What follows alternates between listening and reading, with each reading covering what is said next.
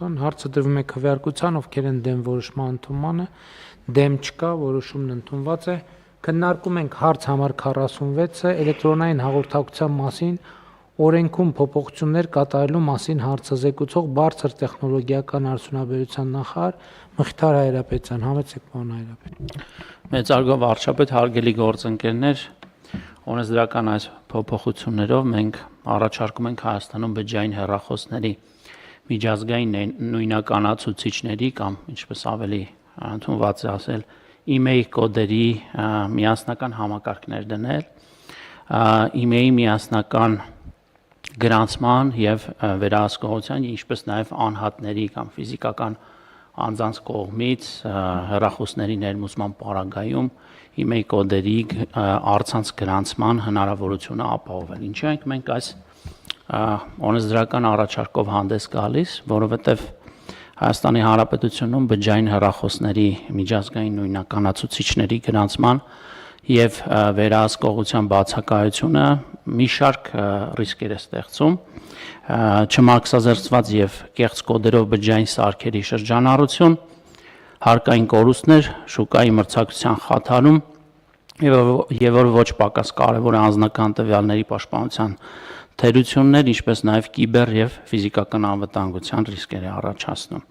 Հետևաբար նման ռիսկերի գնահատումը եւ դրանց չեզոքացումը մեզ բերել է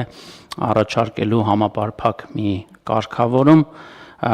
որը հնարավորություն կտա ապահովել անհատի կողմից իր նոր բջջային հեռախոսի email կոդը առցանց գրանցելու հնարավորություն, ներդնել email միասնական գրանցման եւ վերահսկողության նոր պետական համակարգ, սահմանել շարժական բջջային կապի ցանցի օպերատորների կողմից բջջային կապի ծառայություններ մատուցելիս email-ը գրանցված լինելու ստուգման պարտադիր պահանջ սահմանել։ Մենք երկու հիմնական սյուներ ենք առաջարկում այս օրենսդրական փաթեթի տակ, փորձեմ հնարավորինս հանրամատչելի կերպով ներկայացնել, թե սա ինչ է իրենից ենթադրում։ Եթե ֆիզիկական անձը, քաղաքացին արտերկրից բջջային հեռախոս պետք է ներմուծի Հայաստան եւ օրացուցային տվյալ տարում կամ նախորդ տարում է արտադրված այդ բջջային հեռախոսը, ապա քաղաքացին գրանցման համար պետք է վճարի 3000 դրամ պետական տուրք։ Եթե ավելի հին հեռախոս է, ապա պետք է գրանցի եւ դրա համար որևէ տուրք չի նախատեսվում։ Երկրորդ, երրորդ, չորրորդ եւ հնարավոր հետագա բոլոր հեռախոսների ներմուծման պարագայում ֆիզիկական անձը տվյալ տարվա 365 օրվա ընթացքում 2026 թվականին արտադրված հեռախոսի համար պետք է վճարի 100,000 դրամ տուրք, ինչ 2025 թվականի համար 20,000 դրամ տուրք։ Պետք է ասեմ, որ բջջային հեռախոսների ներմուծմամբ զբաղվող իրավաբանական անձանց կամ անհատ ձեռնարկատերերի համար մինչև 2 տարեկան հեռախոսների պարագայում սահմանված է 3000 դրամ յուրաքանչյուր հեռախոսի email կոդի գրանցման համար տուրք, ինչպես նաև տարեկան 250,000 դրամ տուրք։ Բջջային կապի օպերատորը անմիջապես կմերժի կամ կկասեցնի բջջային կապի ծառայության մատուցումը, եթե email կոդը գրանցված չի լինի։ Երկրորդ փոփոխություններով մենք ստեղծում ենք շտեմարան, շտեմարանը կառավարելու է բարձր տեխնոլոգիական արդյունաբերության նախարարություն, այն սպասարկելու է ադմինիստրատորը, որը ձևավորվելու է բջջային կապի օպերատորների կողմից։ Պետք է նշեմ, որ կառավարությունը սպասարկման համար վճարելու, այսինքն այն տուրքերը, որոնք որ վճարվելու են eBay կոդի գրանցման համար, սրա հետ որևէ առնչություն չունեն, սրանք պետական տուրքեր են։ Խնդրում եմ ընդունել։ Շնորհակալ եմ, պարոն Հայրապետյան, այստեղ ձեր ասացի հետ կապված ես հետեւյալ դիտարկում ունեմ, թե որ դեպքում ինչքան եւ այլն, սա այնուամենայնիվ նախագիծ է, որը սկսում է շրջանառությունը։ Արժևում կլինեն քննարկումներ, կկոնկրետացնեն, կհղկվի եւ այլն, այսինքն ինչ որ դուք ասցիք, այդ եկեք ընդունենք որպես պայմանական, որովհետեւ կարող է իջնի, կարող է բարձրանա, կարող է ընդլայնվի, կարող է նեղանա, բայց քաղաքական արձանագրումը հետեւյալն է. բջջային հեռախոսների շուկան ամենամեծ եւ ամենամեծ ստվերային շուկան է։ Մենք ինչ անում ենք, թռնում ենք վերև, իջնում ենք ցած, ջղայնանում ենք, կատաղում ենք, ներվայնանում ենք, բայց այդ շուկան ուղղակի մեղմ ժպտում է եւ շարունակում է իր գործը։ Եվ աշխարհում այս լուծումները վաղուց կան եւ մենք քաղաքական արձանագրումը այն է, որ ավարտվում է սև բջջային հեռախոսների շուկայի դարաշրջանը եւ Հայաստանի Հանրապետությունում ոչ մի հեռախոս, որը չի հավաստիացվում, որ ներմուծվել է օրինական ճանապարհով, Հայաստանի Հանրապետության տարածքում չի աշխատելու, այսինքն դրանով մաքսիմալ կարելի է պոպոկ կոտրել, բայց որպես հեռախոս օգտագործելու հնարավորություն չի լինելու եւ սա արդարացված է, ընդ որում մենք այս քննարկումները մենք սկսել ենք ինչքան մի տարի ու կես առաջ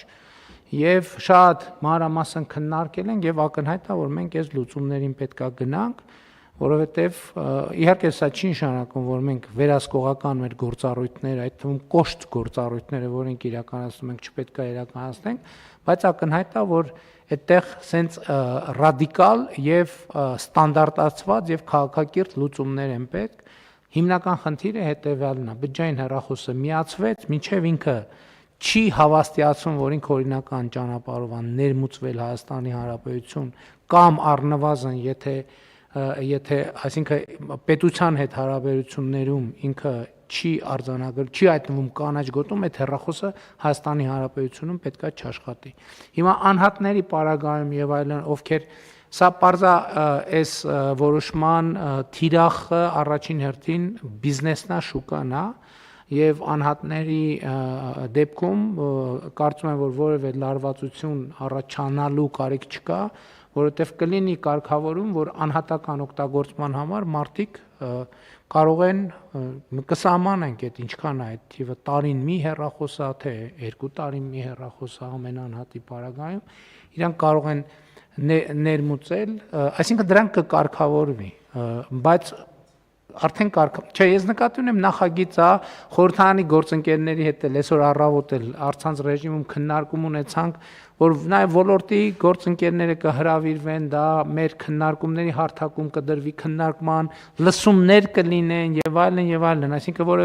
որպեսզի որևէ մեկը մեկուսացած չզգա իրան այս որոշումների կայացումից։ Այսինքն հնարավոր է փաստարկներ հնչեն, կարծիքներ հնչեն, նյուանսներ լինեն, որ մենք լավ չենք պատկերացնում, պետք է ավելի լավ այդ ամեն ինչը կքննարկենք եւ բոլոր հարցերը կլուծենք։ Բայց բնականաբար ոչ մեկը չի կարա գա ասի, որ կարծում եմ սև շուկան ավելի լավ է, քան այն ինչ որ մենք ուզում ենք ստանանք։ Այս հարցը հաստատ չենք քննարկելու եւ չենք քննարկելու նաեւ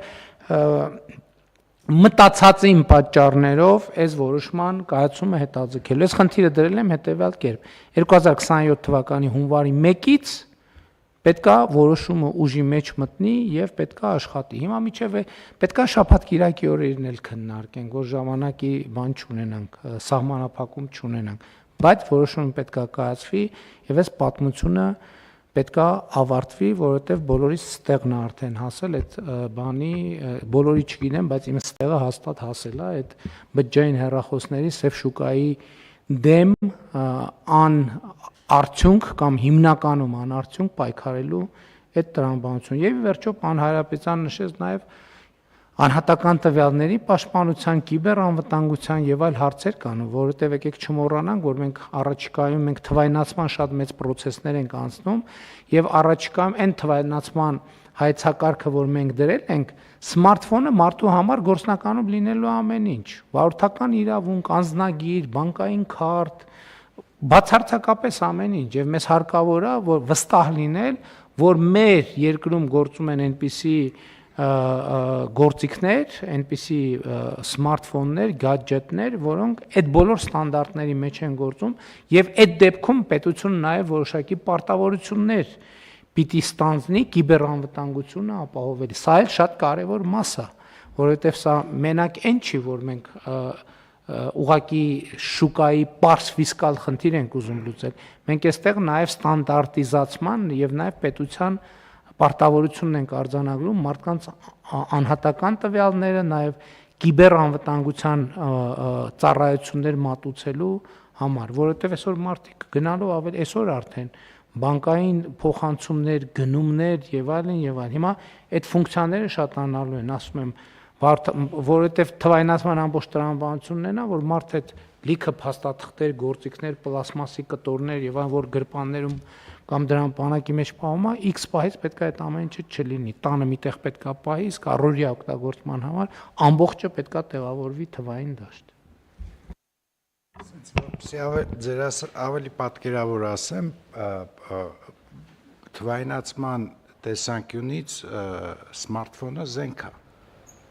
Կամ կարող եմ այլ կերպ ասեմ, դա թվային աշխարհում տրանսպորտային միջոց է։ Մենք չենք կարող իմեյի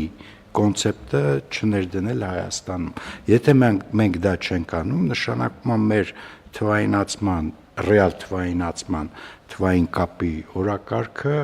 շատ ավելի բարդ ու դանդաղ կգնա։ Ես ձեր ասած այդ ֆիսկալ էֆեկտները իհարկե շատ կարևոր են, բայց մենք ինչքան ֆիսկալի տեսանկյունից քննարկեցինք, պարզվեց, որ մենք արդեն լավ ուշացել ենք, որովհետև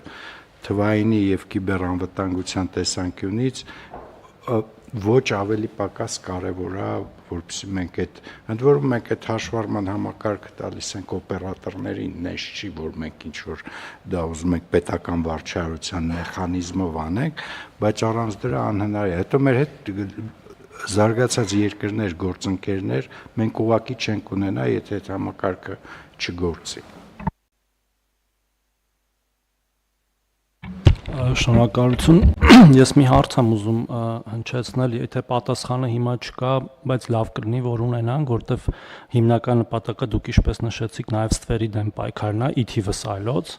Մենք ունենք գնահատական պետական բյուջեի եկամուտների աճի։ Այս օրենքի ընդունման դեպքում հատկապես դուք նշեցիք, որ 27 թվականի հունվարի 1-ից է ակնկալվում, որ մանավանդ որ հիմա մենք գտնվում ենք այդ process-ում պետական բյուջեի քննարկումների 27 թվականի, սա շատ կարևոր կլինի ճիշտ պլանավորելու համար նաև ծախսերը կարծում եմ մեր ապագա։ Դե հիմա տենց որ նայենք, մենք այս տարվա համար էլ տենց խնդիր ունենք, ասել եմ եւ դա լավ է, որ մենք պետական բյուջեի եկամուտները առաջանցիկ տեմպերով կատարում ենք։ Դե ինձ թվում է դրա համար ժամանակ ծախսել, վիճել, բանավիճել, տենց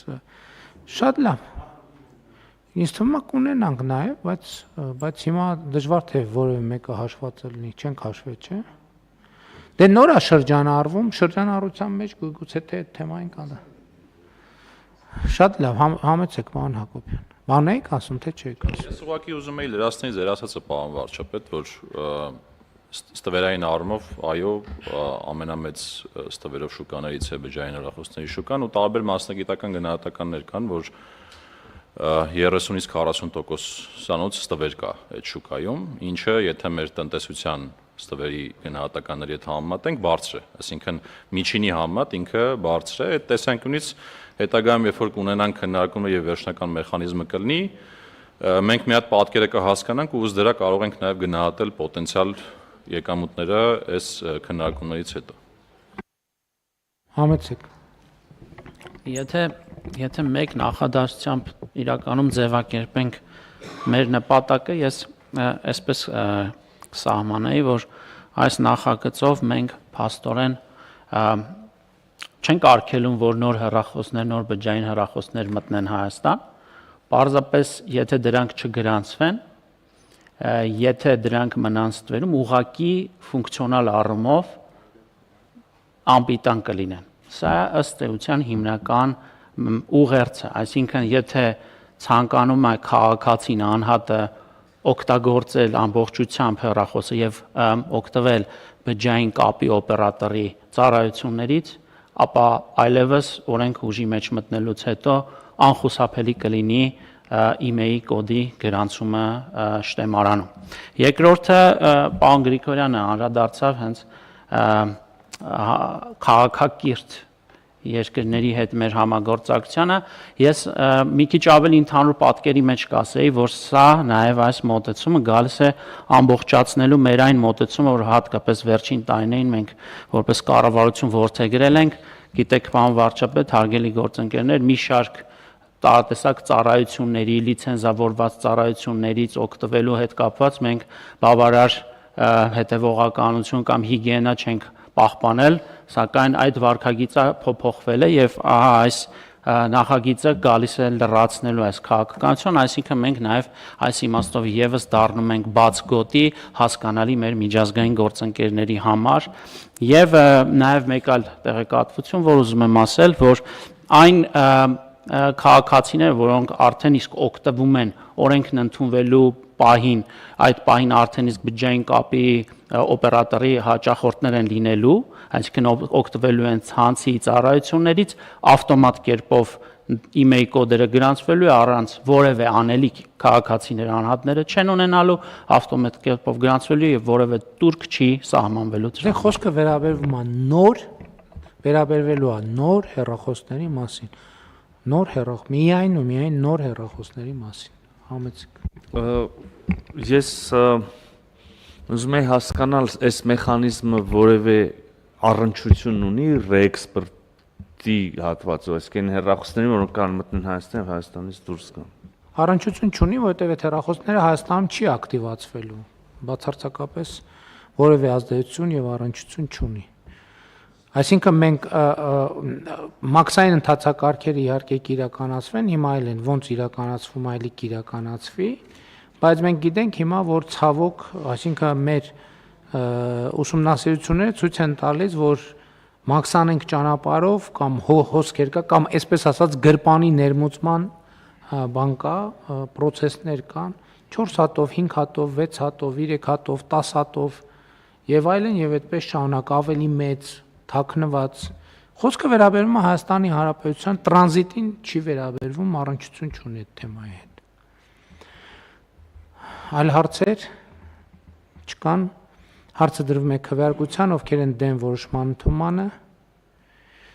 դեմ չկա, որոշումն ընդունված է, հարգելի գործընկերներ, մեր նիստի օրակարգը սպառված է, նիստը ավարտված, շնորհակալություն։